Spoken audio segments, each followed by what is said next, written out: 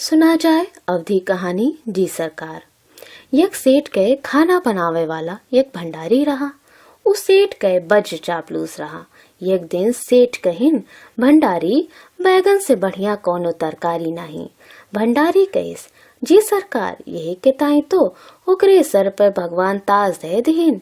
एक रोज सेठ हचक के बैगन के सब्जी खाए लेहिन और पेट होएगा खराब उनके।